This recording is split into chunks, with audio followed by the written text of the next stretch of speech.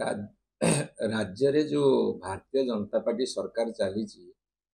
ये सरकार बर्तमान गणतांत्रिक पद्धति को मारिदेवा चाहते तार कारण हूँ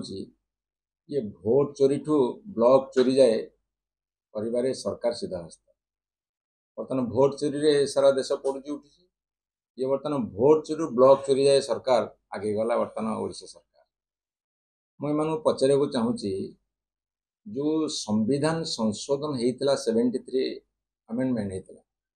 जे पंचायत को अधिका क्षमता दि पंचायत ब्लॉक जिला परिषद एमाने क्षमता संकुचित करी संविधान को हत्या कर भारत वर्षर अमूल्य संपद संविधान को हत्या करिवारे भारतीय जनता पार्टी सारा देश आगे अच्छी तेणु राज्य सरकार से पार्टी जाऊँगी मुझे आउ गोटे प्रश्न पचारुची एमाने कहते जे आमे राजनेता मानकर क्षमता बढ़ेबू बाबू मानकर क्षमता को संकुचित करूँ ये तो बाबू मान को एमती क्षमता देले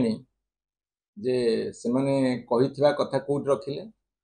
पकईथिबा छेप को निजे ढोकुछंती बाबू मान हाथ में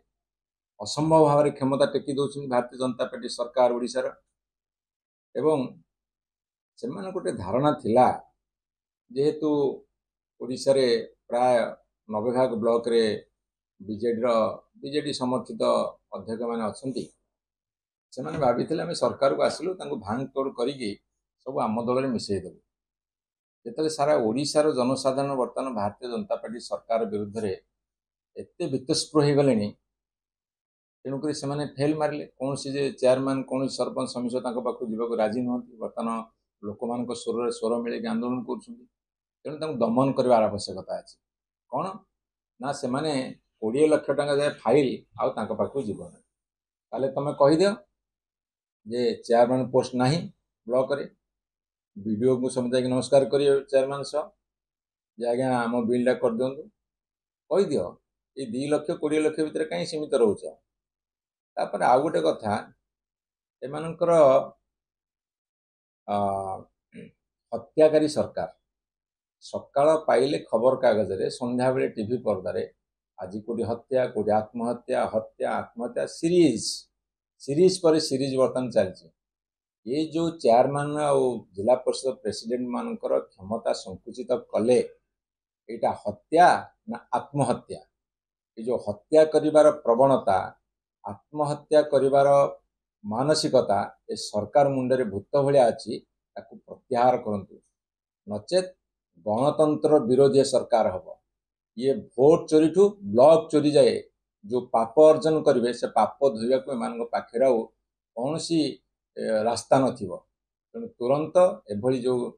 आईन आने को जाऊँ गेजेट रे पास गेजेट रे जो प्रकाश करने को जाऊँगी एटा को तुरंत प्रत्याहार करंतु नहले कोर्ट कचेरी द्वारस्थ हे चेयरमैन माने राजरास्तार आंदोलन करेंगे जनसाधारण जवाब देवे गोटे गणतांत्रिक संस्था को भांगिकी चुरमार करके तुम कौन कर गोटे भारतीय जनता पार्टी सरकार ओडिशा रे शासन क्षमता को आसी बर्तमान खबर कागज कहले प्रिंट मीडिया हो कि इलेक्ट्रॉनिक मीडिया हो कि वेब चैनल हो केवल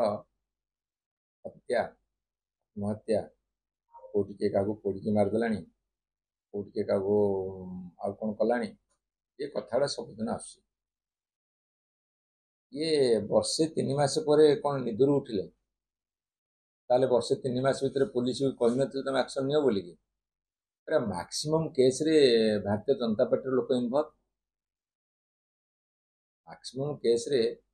से लोक मैंने जेहेतु इनवल्व आउ थानाटा जेहेतु गोटे हो जाए बर्तमान बीजेपी कर्मी को आरास्थली सबू थाना गुड़ाक बीजेपी कर्मी द्वारा बर्तमान कबलित तेणु मुझे कही बर्तमान क्राइम टूरिज्म ओडिशा रे व्यापक बढ़ी एवं क्राइम टूरिज्म क्राइम गाइड किए ना बीजेपी कर्मी आईआईसी आगे चेयर पकई बस बीजेपी कर्मी से माने जहाँ निर्देश कर पुलिस स्वाधीनता अच्छी पुलिस ये एक्शन नबार क्षमता अच्छी संकुचित हो जाइए ଏବଂ ନିୟନ୍ତ୍ରିତ ହେଉଛି ଏଇ ଭାରତୀୟ ଜନତା ପାର୍ଟିର କର୍ମୀ ଗୁଣ୍ଡାମାନଙ୍କ ହାତରେ। ତେଣୁ ସେଇ ରାଜ୍ୟର କ'ଣ ଆଶା କରିବା ଆମେ? ବର୍ତ୍ତମାନ ଭୟଙ୍କର ବିପଦ ଓଡ଼ିଶା ପ୍ରତି।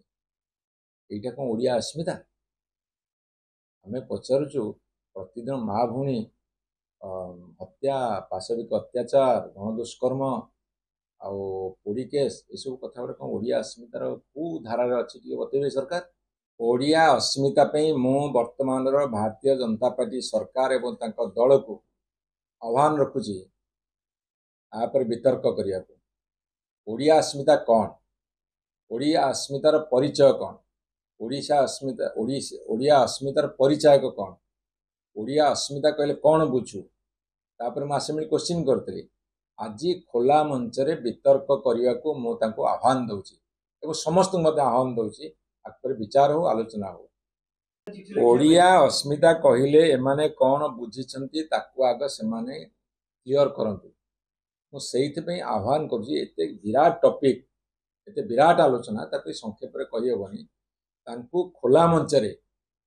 ମାଷ୍ଟର କ୍ୟାଣ୍ଟିନ୍ ଛକରେ ଗୋଟେ ମଞ୍ଚ ବନ୍ଧାଯାଉ, ହଜାର ହଜାର ଲୋକଙ୍କୁ ଇନଭାଇଟ୍ କରାଯାଉ, ସେମାନେ ଆମ ସାଥିରେ ତର୍କ କରନ୍ତୁ। ଓଡ଼ିଆ अस्मिता କହିଲେ କ'ଣ ବୁଝୁଛୁ, ଓଡ଼ିଆ अस्मिताର ପରିଚୟ ଓ ପରିଚାୟକ କ'ଣ, ଓଡ଼ିଆ अस्मिता କ'ଣ, ତାପରେ ବିତର୍କ ହଉ, ଖୋଲା ବିତର୍କ ଆହ୍ୱାନ ମୋର। ଆଜ୍ଞା ଖୋଲା ବିତର୍କକୁ ଆହ୍ୱାନ ଦେଲି। ଇଏ ତ ଓଡ଼ିଆ अस्मिताରେ କ'ଣ ବୁଝିଛନ୍ତି ସରକାରଙ୍କର ଡିଫାଇନ୍ କରନ୍ତୁ, ଖୋଲା ମଞ୍ଚରେ ଆଲୋଚନା କରନ୍ତୁ।